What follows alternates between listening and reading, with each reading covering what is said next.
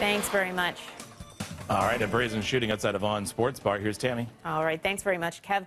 3 people were injured in the shooting. At least 1 person has since been released from hospital. It happened outside of the bar on Pine Valley Drive. That's near Highway 7 at around 11:30 last night. 3 people suffered non-life-threatening injuries. 1 person was seen running from the area, but police have not released any suspect information. Investigators believe it was targeted. And Toronto police hunting for a number of suspects after a shooting in the East End. The victim, a man in his 20s, was hit while driving near Victoria Park in Sloane. That's at around 8:30 last night. He was rushed to hospital with serious injuries, but he is expected to survive. At least 4 people were seen fleeing the area in a minivan. The Victoria Village Library also taped off, but it's still not clear if that was related to the shooting. A man clinging to life in hospital this morning following a fire at an apartment building in High Park.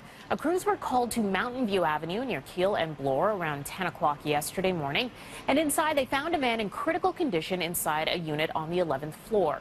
He was taken to a nearby hospital with life-threatening injuries. Investigators say hoarding was a factor in fighting the flames. Officials are also looking into reports firefighters were not able to use the elevators at the time of the fire. It's still unclear what caused the blaze. The Ontario Fire Marshal is now investigating.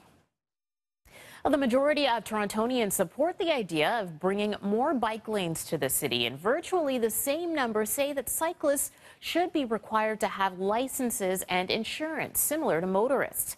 According to a newly released campaign research poll, 57% of those surveyed approve of adding more bike lanes to Toronto streets. Slightly more, 60% also believe that cyclists should be tested for competency and be required to have the same kind of papers drivers need to legally take the road. Some passengers will be returning from London today after their scary experience on board an Air Canada Rouge flight. The aircraft blew a tire on takeoff. A piece of the ceiling falling down as the plane makes a shaky landing at Gatwick Airport. The piece of the aircraft had to be held up by passengers during the descent. The Toronto-bound flight had to turn around just moments after taking off when it burst a tire. The airport shutting down an entire runway as a precaution. One passenger says she heard a big bang as the tire burst. The point where we actually left the ground, there was suddenly a big bang and some scrambling noise.